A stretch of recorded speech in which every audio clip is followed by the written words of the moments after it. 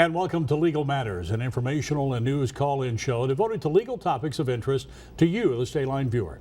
I'm your host, Alan Jones, and with me is Attorney Michael Crosby with the Crosby Law Firm. We have attorneys standing by right now to take your call at the number on your screen. It's 815-397-2006. They'll be able to provide you with free information on your issue.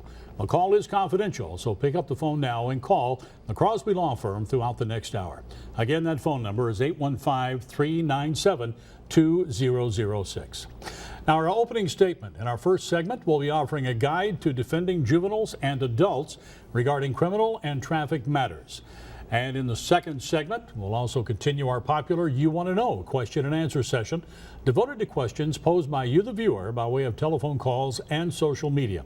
Again, that number is 815-397-2006. Lawyers are standing by right now to take your confidential call. But before we get started, please note that the Crosby Law Firm represents thousands of individuals just like you.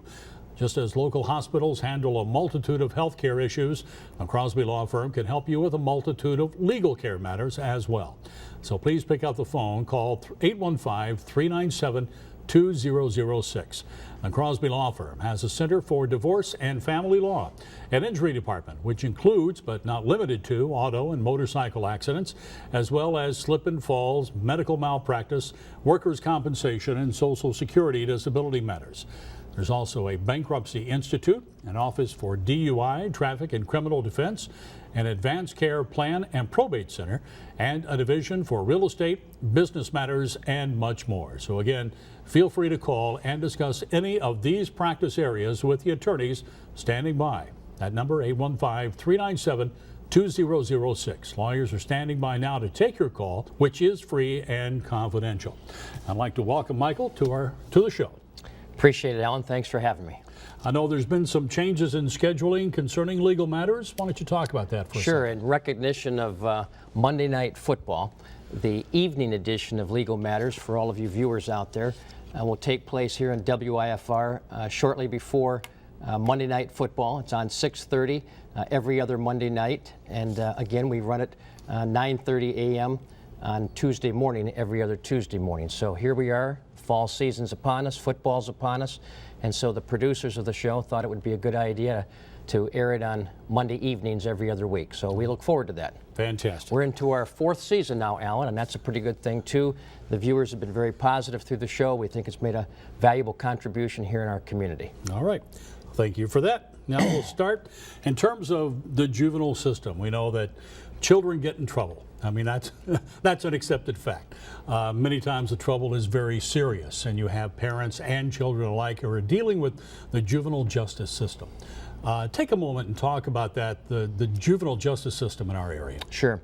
A significant part of our law practice is devoted to criminal defense work and traffic defense work, and a significant portion of that is devoted to assisting families, parents, grandparents, and their children with juvenile issues. The juvenile justice system is designed to try to give children a second chance. So the entire system is formatted in a more private way than the adult system. Juvenile courts are private. Parents are there, prosecutors are there, and of course the children. When it comes to juvenile issues, significant rippling effect throughout the whole family unit. When there's a juvenile problem, it may result in suspension or expulsion from school. It may result in a DCFS, Department of Children and Family Services, investigation if the state or the government concludes that the parents have been neglectful, as well, of course, as the juvenile and the disposition that he or she may be confronted with, depending on the nature of the misconduct on their part. So a good part of our practice is devoted to that, and I would encourage any of our viewers out there who may have children that have gotten in trouble to give us a call. We'll be happy to represent them and help them through the problem. Well, you mentioned it is a family issue, and of course that's absolutely true. So what do you do, what should parents or grandparents do when they find out a juvenile is in trouble and is part of the juvenile justice system? Good question. We look at it part one and part two. If we receive a call from a parent or a grandparent in connection with juvenile misconduct, and we get that call before the police are involved, we'll try to help the family and the juvenile navigate through it and hopefully avoid a juvenile arrest. That's kind of part one. Get to it, nip it in the bud before there's an arrest. Worry about the school system if misconduct took place at school, cyberspace bullying, playground bullying, etc. Worry about whether the government's already gotten involved with a DCFS investigation. On the other hand, if we receive the call after the youngster has been arrested and perhaps incarcerated, in our area, it's at the North Rock Industrial Park. There's a juvenile detention center out there. So if the youngster's been incarcerated, been arrested already, and the parents are contacting us, or if he's been arrested but released to the care and custody of his family, his parents, then we have another approach, because now there's actually been an arrest. And how to handle and navigate through that will be driven by the juvenile criminal justice system at the courthouse. Again, a significant part of our practice is devoted to these issues, so I'd encourage the viewers to give us a call. Okay, and that number, as a reminder, is 815-397-2006. Quickly, let's talk about adult criminal matters. That's a much deeper issue for sure. What's the issue when you begin there? Sure.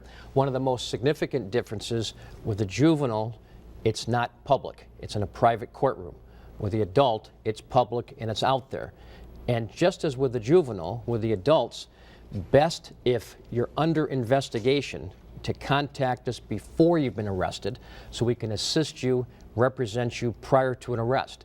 You have a right against self-incrimination. It's a constitutional right.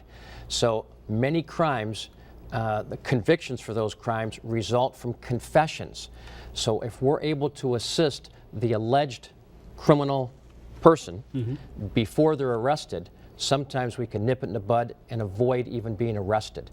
So I'd again encourage the viewers out there, if you're an adult and you've engaged in some misconduct and you think you're under investigation, call us before the arrest. If you're already arrested, again, a whole different approach. We can still assist you, whether you're in jail and we have to assist you with posting bond, or whether it's at the arraignment, preliminary hearing, so forth and so on.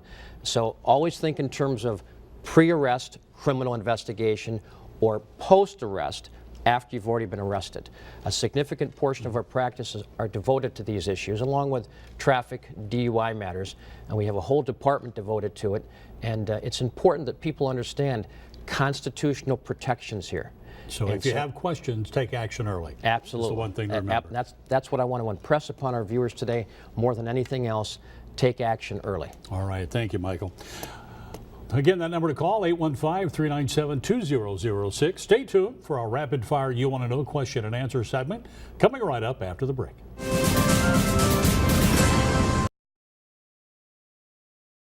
And welcome back, everyone. Before we begin our rapid fire You Want to Know segment, you mentioned something before about DUIs, and that prompted a question as far as first, second, and third offense. Now, what is the difference in what you can do for those who suffer a first, second, or third offense? Incredibly important question. What the viewers need to know out there, heaven forbid if a viewer has a struggle with drinking and they've been arrested on a third occasion, the prosecutor has the discretion of prosecuting that person as a felon, and that carries serious criminal consequences. A significant part of our practice is devoted to DUIs. Typically on a first-time DUI and sometimes on a second, we're able to plea bargain the disposition in a favorable way for the individual. Third-time DUI, felony prosecution perhaps, a whole different ball of wax. So my counsel to our viewers out there, hopefully you don't have that kind of a drinking issue, but if you do and you get arrested for that third DUI, please give us a call. We can be of assistance to you. Very serious matter. Can result in criminal prosecution as a felon. All right. Just wanted our viewing audience to know that. Okay. Great. Thank you, Michael. Well, time for our rapid fire question and answer segment called You Want to Know, in an effort to protect viewer confidentiality. We're only using first names. We may alter the location and the nature of the question somewhat. And like to remind you that lawyers are standing by to take your call no matter the topic. So pick up the phone. 815-397-2006. So the first question from Jessica in DeKalb County. Can you tell me about the benefits of flat fees and why they're better than the hourly rates charged by most lawyers? Also, does the Crosby Law Firm represent people in DeKalb County? Let's take the last part of that first. Our law firm represents individuals from basically I-80 to the south, all the way up to the southern tier of the counties in Wisconsin, all the way to the Wisconsin border, and all the way over to Cook County, and all the way over to the Mississippi River in Joe Daviess County. So most of our work is obviously in Winnebago and Boone County, but a significant part are in the outlying counties. And yes, Jessica, we do a lot of work in DeKalb County and would be happy to assist you there. Regarding the flat fees as opposed to hourly charges, a number of years ago our law firm moved to flat fees for everything we do except the personal injury component of our practice, which is based on a contingency fee. We only get paid if there's a recovery for the client. But all the other work we do is basically on a flat fee. It's a tremendous opportunity for most of our clients, very consumer friendly. When lawyers charge by the hour, it discourages client communication with a law firm. The client begins to think every time they call the lawyer they're going to get a bill if it's based on the hourly. We want to encourage client communication. We contact the client, no extra charge by phone. The client comes in to see us in person, no extra charge. It's a flat fee. Alan, it's a tremendous benefit to our clients, and I would encourage consumers to give us a call. I'll be happy to walk you through it further. We recognize that some of these charges can be rather expensive, emotionally as well as financially. We have payment plans for our clients as well. So please give us a call. The first consultation is free. It's part of our community outreach, the Crosby Law Firm initiative, giving back to the community. So be happy to talk with you free of charge the initial time. If we take your case, more than likely it'll be on a flat fee. Okay, good information. Now the second question from Connie in Rockford. My dad's a resident of a local nursing home. He was left unattended, and while unattended, he slipped and fell and broke his hip. Family's distressed over the incident. Can your law firm be of assistance? Sure. A significant part of our practice is devoted to auto accidents, motorcycle accidents, semi-tractor trailer accidents involving cars and trucks. A significant part is also dealt with nursing home malpractice. Our practice has been around for over 35 years. As some of our clients get older and end up in nursing homes, heaven forbid, some have slipped and fallen, not due to their negligence, but rather that of the nursing home. So we do a lot of nursing home negligent work. Would welcome your call. Be happy to try to help you out. Okay. And the next question from David in Rockford. My son and his wife are getting divorced. How can I ensure I can continue visiting with my grandchildren? Grandparent right question. When somebody goes through a divorce and there's children, in most cases, both the mother and the father, somebody's going to have custody, somebody's going to have visitation rights. Grandparent rights primarily derive from the parents. So if a grandparent out there is concerned about visiting with their grandchildren, they need to make certain that their son or daughter that's going through the divorce is well represented by counsel, making certain that they have their rights in place so the grandparents can get their rights. Most grandparent rights derive through their children. Okay. Don't take anything for granted. Absolutely. All right. Yes, very good question. Great information, Michael. Thank you very much. And that's all the time we have for the Crosby Law Firm. Legal Matters will continue with Mark Brunison from the American Law Firm after we take a break.